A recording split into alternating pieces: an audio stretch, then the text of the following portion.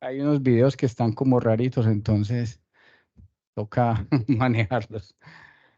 Mire, cuando uno hace ecocardiograma tiene que tener en cuenta algunos conceptos importantes y es estas cosas. La profundidad. La profundidad es la distancia del objetivo que yo voy a ver, o sea, la estructura. Mientras menos profundidad, pues hay una frecuencia de repetición del impulso ecocardiográfico. Y la mejor definición se daría para esas estructuras a menor profundidad.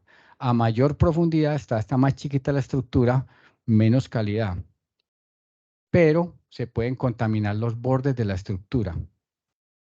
Por el contrario, cuando usted congela una imagen a una profundidad determinada y le pone zoom, no modifica la frecuencia de repetición y aumenta el número de píxeles inexistentes en las estructuras móviles. Eso tan raro quiere decir que para los que hacemos ecocardiografía, cuando tenemos una profundidad X y la ponemos grande, podemos perder detalle en las estructuras que tienen movimiento, ejemplo, un conducto arterioso, una arteria. Pero vamos a ver mejor las válvulas y vamos a ver mejor las estructuras del corazón. Mientras tanto, el zoom, por el contrario, cuando se tiene una estructura como un conducto arterioso, una estenosis aórtica, una válvula o una colateral, se va a ver mucho mejor. El resumen es que cuando usted tenga una estructura que le llame la atención y coja una buena imagen a determinada profundidad, póngale zoom y trate de manejarla. Entonces, por eso se recomienda definir la imagen en un zoom cuando tenemos una estructura que nos utilice. Y lo mismo el rango dinámico o la compresión es para ver los bordes de esta estructura que recordemos que si es alta aumenta los niveles de gris y puede dar un contraste más marcado, pero pierdo detalle. Eh, las cardiopatías congénitas es muy importante tener una evolución de que todo lo que se ha tratado de llevar a cabo es con base en los tratamientos médicos pediátricos y se ha extrapolado a los adultos. Entonces, básicamente son las mismas técnicas y más o menos la misma secuencia de entendimiento en el manejo. Esto es un concepto que me ha llamado mucho la atención, se llama la proyección azimutal o proyección del cenit. ¿Qué quiere decir? Cuando hacemos ecocardiografía no vamos a ver la Tierra como en una sombra como redonda, sino como un óvalo.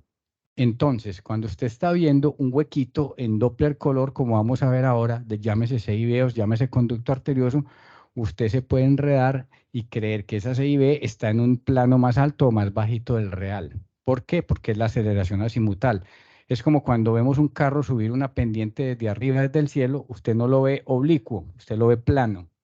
Pero si lateraliza el plano, ya va a ver que va en una carrera oblicua. Entonces, es lo que llamamos ángulo de insonación, que es un ángulo acá incorrecto de 90 grados. Cuando yo quiero coger un vaso, lo corto y todo esto es la pérdida de la aceleración azimutal.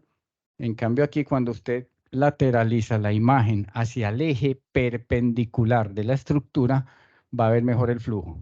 Bueno, aquí terminó como la parte compleja. Entonces quiero que se familiaricen con esto.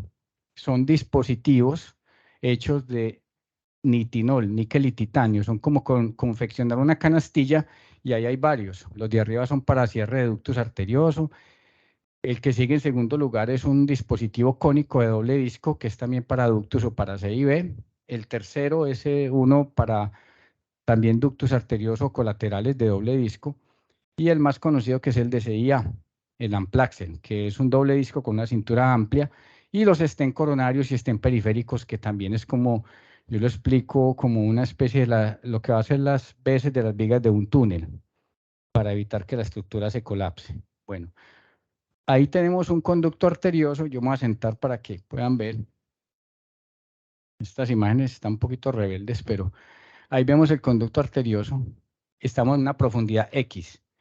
Aquí está la misma imagen, aumentando, perdón, disminuyendo la profundidad. La misma imagen disminuyendo la profundidad. Volvemos a la imagen cero, que nos llamó la atención del conducto arterioso, y le colocamos zoom. Entonces, la definición del conducto arterioso es mucho más clara para nosotros que lo vamos a medir para poder determinar qué tipo de dispositivo se va a utilizar. En este caso estamos viendo la comunicación intraauricular muy conocida. Aquí está el huequito y los bordes del defecto. Para cerrarlo, pues lo medimos y luego colocamos un balón que se llama el diámetro expandido para tener una pista de cuánto mide. O sea, ya sabemos cuánto mide por modo bidimensional, que es en esta estrategia. Ahora queremos verla en ocluido el defecto. Entonces inflamos el baloncito. Esto que se ve acá es un balón con medio de contraste, con solución salina, perdón, sí, medio de contraste, porque lo hacemos simultáneamente en hemodinamia. O sea, este procedimiento de cierre de una comunicación interauricular se está haciendo en hemodinamia con la ayuda de ecocardiografía. Entonces, por eso vemos que tiene burbujitas de líquido el balón, pero ahí aún se escapa. Entonces hay que inflarlo más hasta que llega el punto donde no pasa sangre y se considera que ese es el diámetro expandido y ahí debe ser el diámetro máximo de la cintura del dispositivo que se va a colocar. Entonces, ya cuando se decide el dispositivo, se coloca y pues para los que hacemos ecocardiografía y los muchachos que quieran conocer esto es muy importante ver los bordes porque donde a usted se le suelte este dispositivo, pues es una catástrofe, tienes que bregarlo a sacar y si no tienes que operar el paciente. Entonces hay que tratar de colocar la imagen lo mejor posible, tratando de ver los dos bordes del dispositivo como si fueran los panes del sándwich y en la mitad estaría la mortadelita, que sería el septum interauricular. Como lo podemos ver acá. Y aquí estamos estirando un poquitico, como abriendo esa hamburguesita para ver que el septum está acá bien agarrado. Y finalmente se suelta el dispositivo y queda agarrado en el septum interauricular y se cerró el defecto sin cirugía. Para de pronto los que no han entendido que estamos hablando de un procedimiento invasivo pero no quirúrgico. Se hace por punción transvenosa con ayuda de ecocardiograma transesofágico. Y aquí les traigo, esta no quiso correr, es un paciente que yo he seguido desde hace 8 años. Se le perforó la válvula pulmonar porque tenía una atresia, luego se dilató la válvula, finalmente volvió ya más grandecito, es de aquí de Cúcuta. Le hicimos una prueba de oclusión con balón a ver si toleraba cerrarle la CIA. Efectivamente toleró, se le cerró el conducto arterioso y se dilató la válvula nuevamente. Entonces ahí está pues el dispositivo. De este no tengo la imagen, pero en la recuperación y rehabilitación del ventrículo no ha sido lo que uno esperaría, que estuviera como mucho más rehabilitado, pero el muchacho tiene una clase funcional buena y es lo que estamos viendo, que pacientes que tienen atresia pulmonar, los ventrículos generalmente son enfermos casi toda la vida, pero es mucho más preferible esto que un ventrículo único. Entonces, es un caso que les traigo para ilustrar. Bueno, acá tenemos una situación muy frecuente, no es tan escasa. Esto que vemos aquí no es una línea trazada de medición, sino que es una duplicación o falta de fusión del septum interauricular y eso dificulta el cierre del defecto. Entonces, este caso lo tuvimos allá en la clínica, cortesía del doctor Adrián. Se logró después colocar un dispositivo trazado adecuadamente entre los dos bordes para lograr cerrarlo.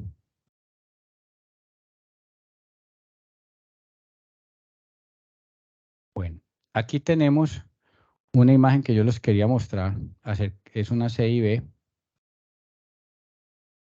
que en este caso estamos en un eje largo, es perimembranosa,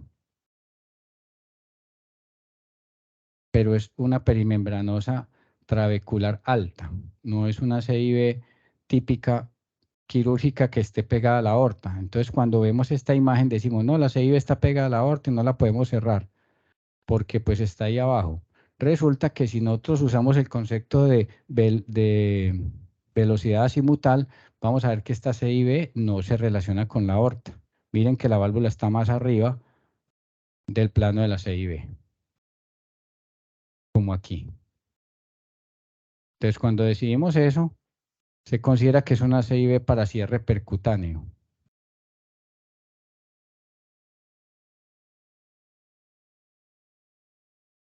Este es un ejemplo de CIBs perimembranosas, perdón, trabeculares o musculares medias.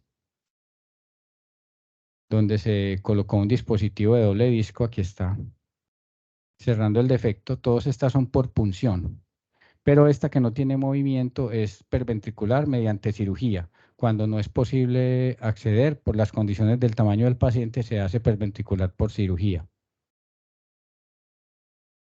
Este es un caso de nosotros, una CIB perimembranosa trabecular alta, perdón, trabecular alta. Aquí está el defecto, ya esto es una proyección en hemodinamia que se hace simultáneamente con eco, aquí ven el huequito, y se coloca un dispositivo. Acá lo ven, se soltó el cónico de doble disco. Y aquí estamos con la imagen en ecocardiograma transesofágico, miren el defecto. Acuérdense que estamos haciendo una hemodinamia simultánea con un eco transesofágico. Ahí está el huequito chévere para la forma del dispositivo. Y que en el eco tridimensional se ve bien. ¿Sí? Entonces, a este paciente se le colocó de manera similar a la anterior un dispositivo. Aquí tenemos otra proyección. Y ahí está. En un eje corto, el eje de 4 cámaras. ¿Y por qué se ve alargadito? Por la porción trabecular del ventrículo, que es gruesita. Ahí está el dispositivo cerrando el defecto. Acá está. Entonces eso nos evita de una cirugía. Otra patología es la coartación de aorta. La coartación de aorta en niños pequeños, la idea es, el problema que tenemos es el acceso arterial cuando es muy pequeño. Entonces, de pronto para los que trabajamos en esto es importante tratar de medir la arteria femoral, porque eso nos va a calcular el sistema de liberación, la camisa por donde va a ir el stent para liberarlo. Entonces uno puede medir aquí, ya sabe si posiblemente le va a caber o no el sistema de liberación, y acá están las mediciones de la arteria, que las hacemos en hemodinamia y queda mucho mejor en técnica de sustracción. Entonces medimos aquí, como muestra la gráfica, y sabemos si va a caber en la camisita o el tubito de plástico por donde va a ir el stent que se le va a colocar en la coartación.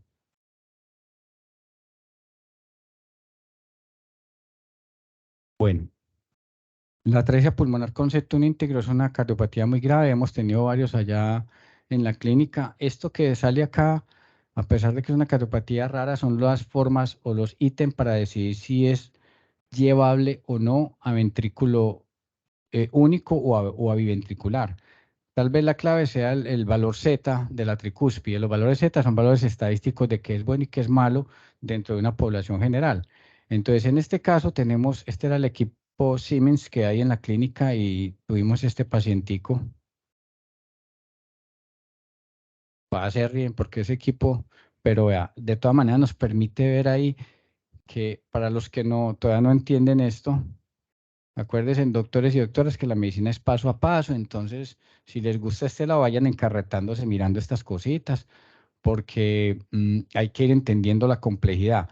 Acá vemos sinusoides, que son comunicaciones embriológicas entre las arterias coronarias y la circulación sinusoidal, que son unos laguitos que tiene el ventrículo antes de formarse.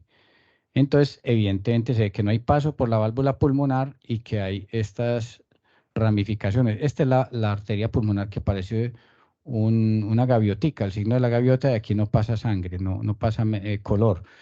Como veo mucho estudiante, para los que no saben, este no es el color real de la sangre, sino que la roja se acerca y la azul se aleja. Porque si tuviera sangre azul, amigo, creo que no eras de acá. Bueno, y aquí vemos unos sinusoides grandes. Este paciente obviamente no se puede abrir la válvula. Si abrimos la válvula, el ventrículo se necrosa, lo que llaman ventrículo suicida. Entonces a uno le gustaría abrir esa válvula, pero el paciente fallecería inmediatamente por un infarto masivo. Entonces aquí vemos la proyección angiográfica de lo que es ese bebé con unos sinusoides coronario dependientes. Y aquí también se ven en técnica de sustracción. Para los que hacen hemodinamia, a veces vemos mucho mejor en sustracción, pero para colocar los estén y los dispositivos nos perdemos. Pero de todas formas es una imagen muy ilustrativa para ver este tipo de patologías. ¿Qué se hizo? Como no se puede abrir la válvula, hay que darle una fuente de flujo. Se le puso un stent, o sea, el cilindrito de titanio, de níquel o de iridio en el conducto arterioso para que le diera una fuente de flujo pulmonar. Y ahí, pues, le llegara sangre. Mire ahí la gaviotica. Este acceso se hace por arriba, por el cuello, y se le pone un ductus, un stent en el ductus, como está acá ilustrado. Ahí está. Mire, estas partecitas de los lados, estas dos marquitas es el balón. El stent va montado en un balón. Usted infla el stent, usted infla el balón y el stent queda abriendo el ductus como si fuera las veces de las vigas de un túnel. Y aquí ya en ecocardiografía, otro equipito malito de esos Siemens, pero usted puede ver que el dispositivo, el stent, que es ese larguito que hay acá, está bien colocadito, se mete un poquito a la aorta y le pasa flujo por dentro. Bueno,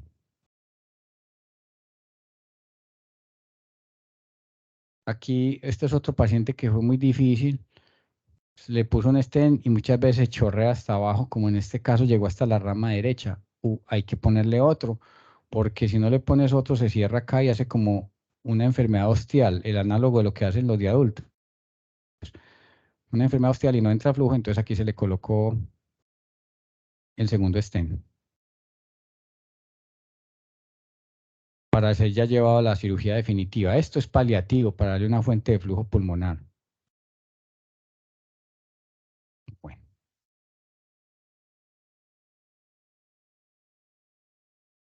y así pues vemos que el stent esté permeable. Tenemos otro método diagnóstico que es la rotacional en angiografía. Cuando uno no puede ver bien, similar al TAC tridimensional, ahí se puede ver que la estrechez de la rama izquierda es severa. Entonces, hay que ponerle un stent y rehabilitarla. Y esto se hace simultáneo, sin necesidad de procesar la imagen, para definir pues qué le podemos hacer. Este es otro caso de otro paciente con colaterales aortopulmonares. Mire qué grandotas son. Entonces uno escoge las mejores, se las entrega al cirujano para que él las trate de unifocalizar, que es juntarlas, y las otras las emboliza. Y finalmente tenemos este caso que se realizó en la clínica. Es un paciente de 30 años con una insuficiencia mitral severa por fiebre reumática. Se le colocó una prótesis mitral no mecánica, ¿sí? Con seno injerto de bovino que construye las válvulas. Y resulta que a los lados del anillo que puso el cirujano a veces queda una fuga paravalvular. Y eso fue lo que ocurrió. Entonces estaba pasando sangrecita por un lado a otro y aquí simplemente les voy a tratar de ilustrar. Se hace un acceso.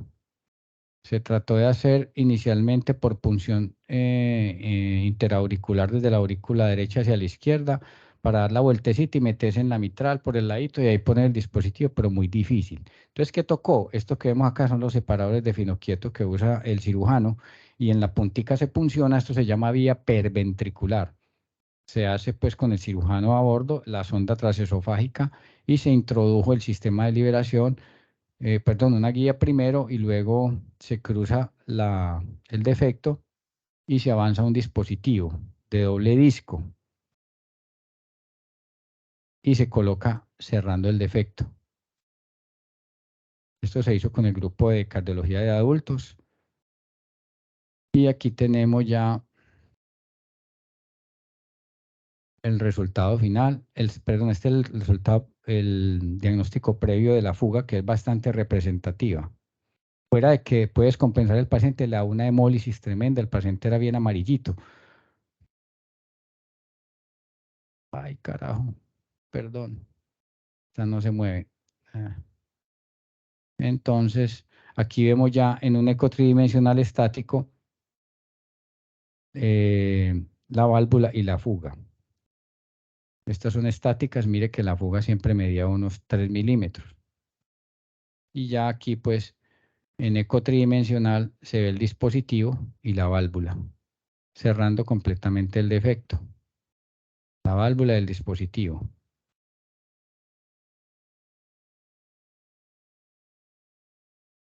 Ahí está.